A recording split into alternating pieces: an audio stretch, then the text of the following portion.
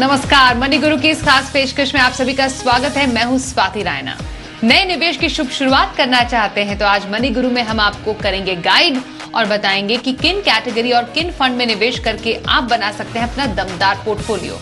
नए साल में नया निवेश कैसे करें, किन चीजों का रखें ध्यान, इन सभी सवालों के जवाब और बेहतरीन फंड बताने के लिए हमारे साथ खास मेहमान हैं। सबसे पहले परिचय करा लेते हैं आनंद राठी वेल्थ लिमिटेड के डेप्यूटी सीईओ फिरोज अजीज का।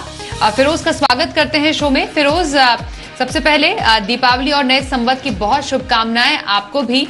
और जब भी दीपावली का जिक्र आता है चेहरे पर मुस्कान तो आती ही है, रौनक तो हर जगह होती ही है। नए निवेश की शुरुआत की भी शुभ शुरुआत के बारे में हम सब सोचते हैं। हम नया संवत है तो जाहिर तौर पर कई लोग चाह रहे होंगे कि अपना पैसा कहीं अच्छी जगह पर लगाए, लक्ष्मी उनके घर पर आए तो कुछ निवेश की शुरुआत करें। मैं आपसे अलग अलग निवेश विकल्पों के बारे में जरूर जानूंगी, लेकिन क्योंकि नई शुरुआत का समय है, लोग जानना चाहते हैं कि आखिरकार माहौल कैसा चल रहा है। इसलिए सबसे पहले बाजार की कौन सी ऐसी खास बातें हैं जो अभी आपको लग रही है जो खास तौर पर निवेशकों को ध्यान में रखने की जरूरत है? देखिए स्वाति जी, जैसे आपने कहा दिवाली एक बहुत शुभ अवसर है और अगर लक्ष्मी जी का प्रवेश आपके घर में होना है तो अच्छी प्लानिंग की ज़रूरत है और उधर ही आशीर्वाद रहता है। जहां प्लानिंग होती है, थोड़ी डिसिप्लिन होती है, वहां आपके अगले कई सारे संवत अच्छे बीत सकते हैं। तो ये बहुत अच्छा सुनहरा मौका है कि आप शुरुआत करें। अगर शुरुआत अच्छे समय से होगी तो ज़रूर तरक्की होगी। That's point one. Point two, इस बार का जो वातावरण है दिवाली का वो काफी अलग है। ऐसा कभी नहीं देखा। जो मार्केट में लोग जा रहे हैं, खरीद रहे हैं, स्पेंडिंग की जो चाह है उसकी वजह से जो इकोनॉमिक इंपैक्ट आ रहा है वो विजिबल है right everywhere. Now coming to investments और इकोनॉमी की स्वाति जी बात करें तो बहुत सारी चीजें हैं, ध्यान रखनी है। बट हम जो इस बार वर्ल्ड की जो रिसेशन की बात चल रही है, बहुत सारी तकलीफें हैं दुनिया में, बट इंडिया एक उभर के बहुत स्ट्रांग लिंक की तरह उभर के बाहर आ रहा है। देखिए, दो बार लास्ट 12-15 सालों में ग्लोब में बड़ी तकलीफ आई थी। 2008 में ग्लोबल फाइनेंशियल क्राइसिस आया था। 2013 में यूएस ने टेपरिंग की थी जिसमें अपने पैसे वापस ले लिए थे, उन्होंने बैलेंस शीट को श्रिंक किया था। वैसे समय में इंडिया को बड़ी नाजुक कंट्री करार दिया गया था 2013-14 में।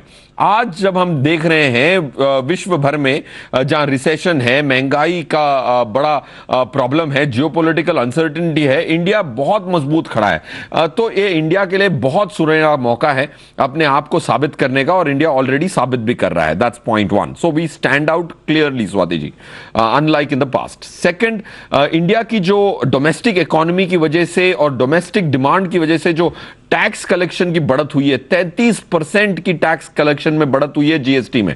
इनडायरेक्ट टैक्सेस भी बढ़े हैं, डायरेक्ट टैक्स भी बढ़े हैं। तो जब वो गवर्नमेंट टैक्स कलेक्ट करती है आपसे, हमसे, समझिए ये बॉटल हमने खरीदा तो इसमें भी टैक्स लगी है, हमें इनडायरेक्ट टैक्स लगी है। ये जो पैसे आते हैं गवर्नमेंट को, जब गवर्नमेंट खर्च करती है तो मल्टीप्लायर इफेक्ट इकोनॉमी में देखने को मिलता है। तो I am very bullish on the economy.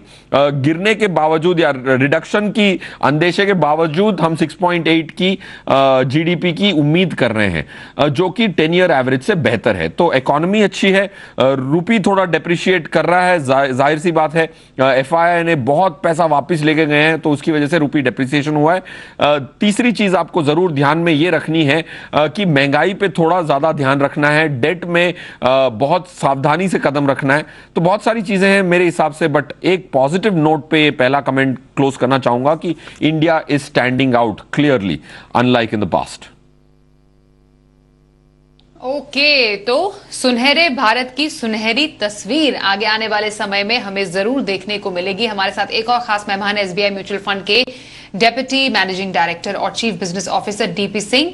DP sir, बहुत स्वागत करते हैं आपका मनी गुरु में। बहुत ही खास अवसर पर आप हमारे साथ मनी गुरु में शामिल हुए हैं। एक तो आपको दीपावली की हार्दिक शुभकामनाएं और नया संवत आपको बहुत बहुत मुबारक हो।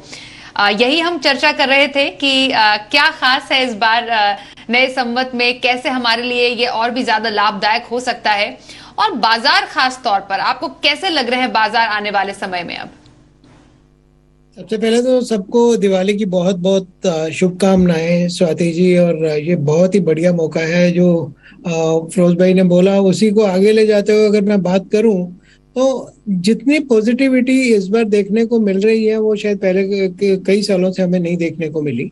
और ये जो हम बात करते हैं पेंट अप डिमांड की, या वो भी पीछे हो चुका है, बट जिस तरह से पूरा माहौल देखते हैं, ग्रोथ देखते हैं, इकोनॉमी की सिचुएशन देखते हैं, वर्ल्ड में कैसे भारत को देखा जा रहा है आज की डेट में, तो उसमें सब जगह हमें पॉजिटिव ही नजर आ रहा है।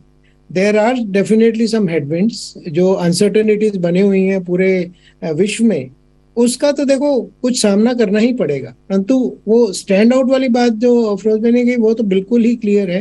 We are absolutely standing out and see, उसमें जो स्टैंड आउट वाली पोजीशन का फायदा लेने के लिए उसमें ये है कि हमें बहुत ज्यादा के एकदम से जो बहुत ज्यादा पैसा लगाने वाली बात नहीं है, क्योंकि मार्केट डेफिनेटली एक उस स्तर पे है जहाँ पे वैल्यूएशन थोड़ी महंगी लग रही है। परंतु एट द सेम टाइम हम इसको इग्नोर नहीं कर सकते, कुछ स्टैगर्ड वे में इक्विटी मार्केट में जाना पड़ेगा। बट जब हम देख रहे हैं इक्विटी की तरफ, तो उस वक्त ये भी देखने को मिल रहा है कि डेट की सिचुएशन बहुत बढ़िया हो रही है। आने वाले 3 से 5 साल में डेट भी एक बहुत बढ़िया रिटर्न निवेशक को देने वाला है। तो ओवरऑल अगर देखें तो निवेशकों के हिसाब से चैलेंज भी है, परंतु opportunities are outnumbering the challenges. तो आने वाले टाइम में इस नए संवत में जो आज से कल से स्टार्ट हो रहा है, उसमें मेरे को लगता है कि ये बहुत बढ़िया वर्ष रहेगा for getting very good returns for the investors. Okay, तो फिरोज और डीपी जी, आप दोनों की बात सुन के तो निवेशक काफी ज्यादा राहत महसूस कर रहे होंगे, क्योंकि जितना उथल पुथल हमने बाजार में देखा है उसके बिल्कुल अलग हम एक पॉजिटिव तस्वीर आगे आने वाले समय में बाजार की देखने वाले हैं। तो ये वाकई एक बहुत बड़ा पॉजिटिव स्टेप नए निवेशकों के लिए भी होने वाला है। अब एक नया निवेशक बाजार में पहला कदम रखना चाहता है फिरोज, अब उनको चाहिए अपॉर्चुनिटीज, और अपॉर्चुनिटीज कहां कहां पर हो सकती है, मैं आप दोनों से जानना चाहती हूं। सबसे पहले फिरोज आपसे जानेंगे कि कहां पर निवेश सही है। हम देखते हैं पारंपरिक तौर पर हम इक्विटी में, डेट में, रियल एस्टेट में निवेश करने की बात करते हैं, गोल्ड में हम पैसे लगाते हैं, लेकिन कहां पर अभी बेस्ट मौका है निवेश करने का? स्वाति जी, मेरे हिसाब से हम एंसेस्ट्रली एक्विटी को बड़ी कम महत्वपूर्णता देते हैं, जो हमें इस संवत प्रण लेना चाहिए कि हमें उसको बदलाव करना चाहिए। अब काफी सारे एचएनआई इन्वेस्टर्स या रिटेल निवेशकों से मेरी बात हुई है अर्जों से, बट ये क्लियरली स्टैंड आउट होता है कि लोग जब रियल एस्टेट के और गोल्ड की बात करते हैं, एक व्यक्ति से मिला था मैं, जो कह रहे थे कि ऐसी अपॉर्चुनिटी दो जिसमें 2-3 साल में पैसे बन जाएं इक्विटी में। तो मैंने उनसे प्रश्न पूछा, आपने जो घर खरीद के किराए पे दिया वो कब खरीदा था? उन्होंने कहा 22 साल पहले। गोल्ड कब कितने साल तक होल्ड करते हैं? वो बोलते हैं सदियों तक, कभी बेचता ही नहीं हूं। गोल्ड और रियल एस्टेट को वो 20-25 साल सारी जिंदगी देने के लिए तैयार हैं, बट इक्विटी में बात आती है उनको 3 साल में पैसे बनाने हैं, 2 साल में पैसे बनाने। तो मेरी पहली एक गुजारिश होती है हर नए निवेशक से कि इक्विटी को ऐसे स्टेप चाइल्ड की तरह ना ट्रीट करें, उसको भी उतना ही अवसर दें, उतना ही समय दें जो दूसरी 2 एसेट क्लासेस को आप खुद ही दे रहे हैं। That's point 1। अगर ये बुनियाद ठीक बन गई तो पैसे बन जाएंगे, ये सबसे इंपॉर्टेंट चीज है, राइट? पौधा लगा के हर दिन निकाल के देखेंगे कि पौधा उगा कि नहीं होगा, तो नहीं उगेगा। That's point 1। पॉइंट 2, इक्विटी एक बहुत सुनहरा अवसर है इंडिया में, क्योंकि इक्विटी में 10 से 12% निफ्टी की रिटर्न आने की 5-10 सालों की होल्डिंग पीरियड में पर एनम बहुत अच्छी संभावना है, 90%, 85% संभावना है। उसके बाद डीपी सर जैसी asset management company, top asset management company है एसबीआई, उनके जो फंड मैनेजर हैं वो आपको 1-2%, 3% ज्यादा दे देते हैं, तो 13 से 15% की रिटर्न में आपके पैसे 10 सालों में 4 गुना हो जाते हैं कंपाउंडिंग की वजह से। तो लंबी अवधि के लिए लगाने हैं। इक्विटी में आपको एटलीस्ट अपना आधा प्रतिशत पैसा जो भी आपने बचाया हुआ है वो एटलीस्ट 50% लगाएं। ग्लोबली 60-70 भी लगाते हैं। रियल एस्टेट के प्रति हमारे इंडियंस का इतना प्रेम है कि 60-70% हमारा पैसा रियल एस्टेट में। That's point 2। पॉइंट 3, गोल्ड और सिल्वर। अब सिल्वर की भी ईटीएफ्स चालू हो गई हैं, तो सिल्वर एक अनोखा अवसर है जो आप गोल्ड और सिल्वर में दोनों में डॉलर की एक्सपोजर ले सकते हैं, क्योंकि ये खरीदने से आपको ना सिर्फ रुपी की बट डॉलर की भी एक्सपोजर मिलती है। जो रुपी की वैल्यू घटती है समय से, उसको हेज करने में काम आता है। सिल्वर की भी ईटीएफ्स चालू हुई हैं, उसमें धीमे धीमे पैसे लगाना is a sensible thing to do. Swati ji, बिल्कुल। और डीपी सर, जब निवेश के मौकों की बात होती है, पोर्टफोलियो प्लानिंग की हम बात करते हैं, इक्विटी भी है, फिक्स्ड इनकम भी है, डेफिनेटली यहाँ पर फिरोज ने गोल्ड की बात की, रियल एस्टेट की बात की। आपकी नजर में एक पोर्टफोलियो में अगर हम फिक्स्ड इनकम को शामिल कर रहे हैं, एक नया निवेशक है, वो करंट मौजूदा बाजार को देखते हुए इक्विटी में निवेश करना चाहते हैं, तो आपको क्या लगता है कौन सी ऐसी कैटेगरीज हैं जो इस वक्त निवेश के लिए बेहतरीन साबित हो सकती हैं?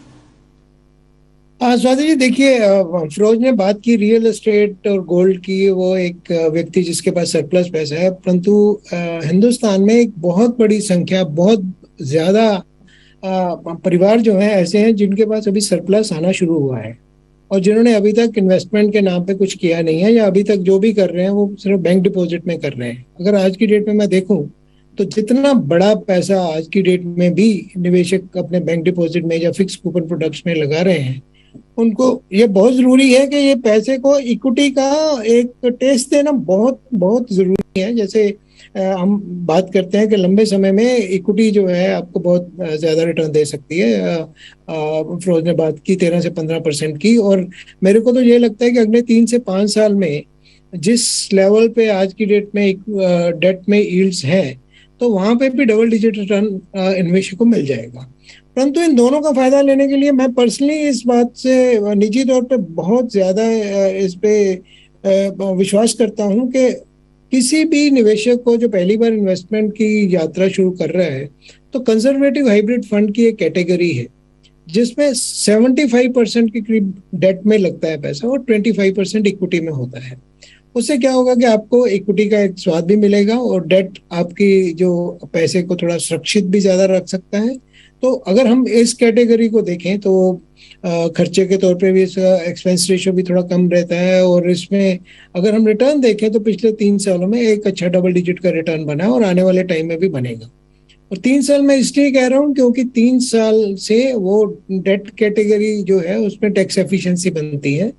असल में तो इसमें हमेशा जो बात पहले कर रहे थे, एक लंबा समय देना चाहिए, तो फिर भी लिक्विडिटी के हिसाब से भी ठीक है कि आपको जब पैसा चाहिए आप निकाल भी सकते हैं। पर ये मैं निजी तौर पे कंजर्वेटिव हाइब्रिड कैटेगरी पे बहुत ज्यादा विश्वास करता हूँ, और मैं हर एक व्यक्ति को जो कि बल्कि रिटायर भी हो रहे हैं, और क्योंकि आज की डेट में लॉन्जिविटी बढ़ गई है, हिंदुस्तानियों की सेहत की सुविधाएं बहुत अच्छी हैं, तो लॉन्जिविटी की वजह से पैसा आपको जो रिटायरमेंट का पैसा वो ज्यादा समय तक यूज करने के लिए थोड़ा सा इक्विटी का तड़का बहुत जरूरी है, और वही आपके पैसे को लंबे समय तक चलाएगा। तो एक तो वो कैटेगरी मैं मानता हूं कि हमें जरूर अपने पोर्टफोलियो में लेके आनी चाहिए।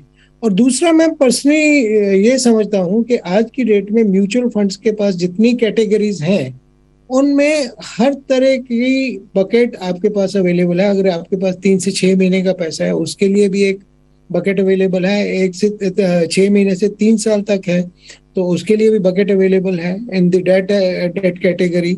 और एक जो नई चीज बहुत उभर के सामने आ रही है, जो नई एक कैटेगरी शुरू हुई है, टारगेट मैच्योरिटी फंड, जिसमें आपको मालूम है कि आपका पैसा कितना रिटर्न आपको देगा, उसमें कुछ ज्यादा आपकी अनसर्टिनिटी नहीं है। उसमें भी निवेश की यात्रा शुरू की जा सकती है। अगर आप इक्विटी में कोई व्यक्ति बिल्कुल भी नहीं जाना चाहता क्योंकि रिस्क है उसमें, परंतु मैं अपने तौर पे तो ये कभी भी ये सलाह नहीं दूंगा कि इक्विटी का बिल्कुल भी नहीं होना चाहिए आपके पोर्टफोलियो में हिस्सा।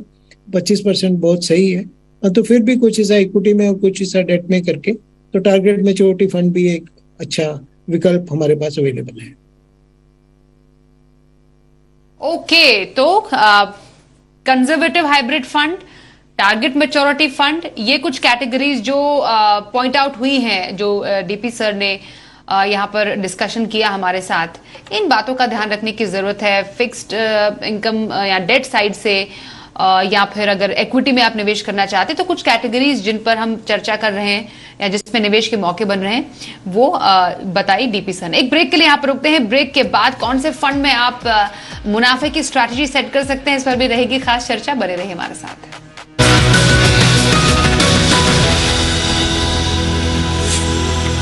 नया संवत, नई शुरुआत, कहां करें निवेश? हमारे साथ हैं एसबीआई म्यूचुअल फंड से मैनेजिंग डायरेक्टर और chief business officer DP Singh sir, और साथ ही डेप्यूटी सीईओ आनंद राठी वेल्थ लिमिटेड के फिरोज अजीज। फिरोज, अब आपसे जानना हम चाहेंगे निवेश की स्ट्रैटेजी इक्विटी और डेट में खास तौर पर क्या अभी रखी जा सकती है? ये मैं आपसे समझना चाहती हूँ। मे बी अलग अलग टाइम होराइजन के हिसाब से हम कैसा एसेट एलोकेशन सेट करें? यस स्वाति जी, अगर हम दो टाइम फ्रेम्स में ब्रेक कर दें, 5 year plus and 3 to 5 years, मैं ये मानना चाहूँगा कि इक्विटी एक्सपोजर्स कम हैं, इसीलिए जो भी गोल्ड और जो आपके पास ऑर्नामेंट्स हैं उसके अलावा जो आपके एसेट्स हैं 5 ईयर प्लस के लिए 80% इक्विटी 20% डेट की रिकमेंडेशन दूंगा आज की करंट स्थिति में, एंड 3 to 5 years में भी 70% इक्विटी एंड 30% डेट की रिकमेंडेशन दूंगा। क्योंकि लास्ट 1 year जो है, लास्ट एक संवत में इक्विटी ने इतनी अच्छी रिटर्न नहीं दी है, तो आपको एक साल का टाइम करेक्शन मिल गया, 2-3% का डिस्काउंट भी मिल गया। लास्ट ईयर की वही सेम लेवल्स पे नहीं है हम, 2-3% का डिस्काउंट भी मिल गया। तो ऐसे समय में आप थोड़ी इक्विटी हैवी जाते हैं 3 to 5 years के लिए भी, then it will be profitable. तो पहला निर्णय ये लेना होता है कि एसेट एलोकेशन क्या करना है आपने। तो 5 ईयर प्लस के लिए 80-20 और 3 to 5 years के लिए 70-30, और 3 years के नीचे है तो आप 20-30% इक्विटी में डाल सकते हैं, 70-80% आपको डेट में रखना है। That's asset allocation. सेकंड निर्णय आपको यह लेना होता है कि इक्विटी में कैसे मैं भाग लूंगा, इक्विटी म्यूचुअल फंड के माध्यम से लूंगा या खुद स्टॉक्स खरीदूंगा। मेरे हिसाब से हर रिटेल निवेशक के लिए, भले ही उनको 5-10 साल का भी तजुर्बा हो, म्यूचुअल फंड के माध्यम से ही जाना चाहिए। मैं खुद ही आज मैं कह सकता हूं गर्व से कि मेरे पास कोई स्टॉक नहीं है और मेरा पोर्टफोलियो म्यूचुअल फंड के माध्यम से इक्विटी साइड पे काफी अच्छा कर चुका है सदियों से। सो सेकंड डिसीजन इज कौन से प्रोडक्ट प्लेटफॉर्म का प्रयोग होगा, सेकंड। थर्ड, डेट साइड में भी आप म्यूचुअल डेट के लो कॉस्ट ईटीएफ्स या इंडेक्स फंड्स खरीदें जहां पे गवर्नमेंट ऑफ इंडिया को पैसा दिया जाता है। ये तीसरा कह रहा हूं मैं। और चौथा, आपने ये करना है कि आपको हर साल इसकी कॉम्बिनेशन को रिव्यू करना है और सिर्फ 10 से 11 इक्विटी म्यूचुअल फंड और 2-3 डेट म्यूचुअल फंड खरीदने हैं। So that's the comprehensive advice for this Samvat, Swati ji. बिल्कुल। तो इस संवत कैसे आप मुनाफे की शुरुआत कर सकते हैं, निवेश करें और डेफिनेटली अपना निवेश जारी रखें। और हाँ, जैसा फिरोज ने बोला, रिव्यू तो करें और एसआईपी को स्टेप अप करना भी उतना ही जरूरी है हर साल। डीपी सर, आपके निवेश के मंत्र हम कहेंगे क्या हो सकते हैं, जिससे आपके एक्सपीरियंस से भी जो हमारे जो नए निवेशक है वो सीखें और जाने कि हाँ, आने ना सिर्फ एक संवत के लिए, आने वाले कई संवत के लिए वो कैसे अपना एक सफल पोर्टफोलियो बना सकते हैं? नए निवेशक के देखिए, सबसे पहली बात तो स्वाति जी ये है कि आपने बात की एसआईपी की, तो एसआईपी एक ग्लोबल सक्सेस स्टोरी है इंडिया के लिए, कि इंडिया में जो इस तरह के एसआईपी चल रही है किताब कहीं भी नहीं है पूरे वर्ल्ड में। तो जो 13-14 हजार करोड़ का हर महीने एसआईपी बुक से पैसा आना एक अपने आप में एक बहुत बहुत बड़ी एक सक्सेस स्टोरी है। सबसे पहली बात तो ये, परंतु निवेशक के लिए ये बहुत जरूरी है कि अपनी एसआईपी को ना तो केवल चालू रखे, बल्कि उसको अपनी इनकम के हिसाब से हर साल उसको स्टेप अप जरूर करे। और अगर कोई व्यक्ति पहली बार निवेश की यात्रा में शामिल हो रहा है तो उसको पहले दिन से ही, जैसे अगर किसी व्यक्ति की आज की डेट में नई नौकरी लगी है तो पहले दिन से ही उसको एसआईपी तो करनी ही करनी है इक्विटी में। That is very necessary.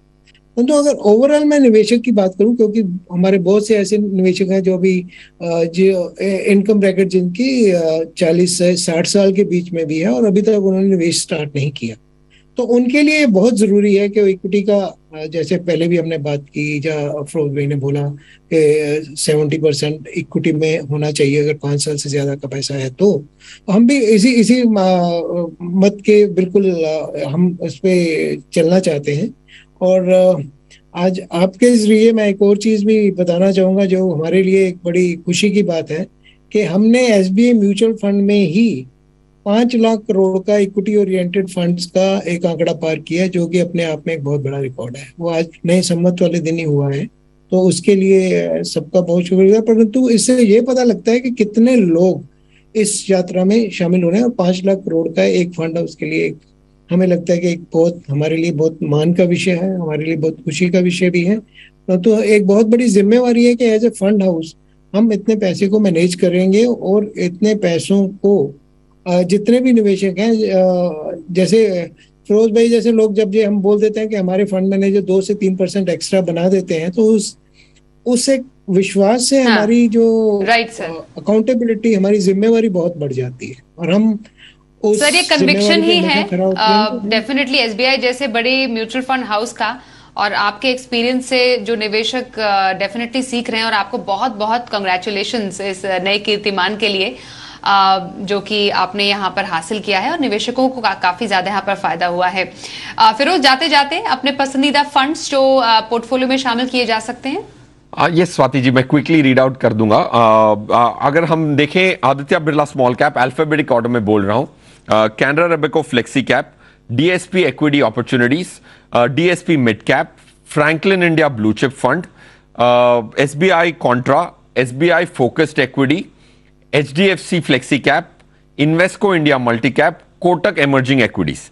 ये जो फंड्स मैंने रीड आउट किए, कुल मिला के 10 फंड्स मैंने रीड आउट किए।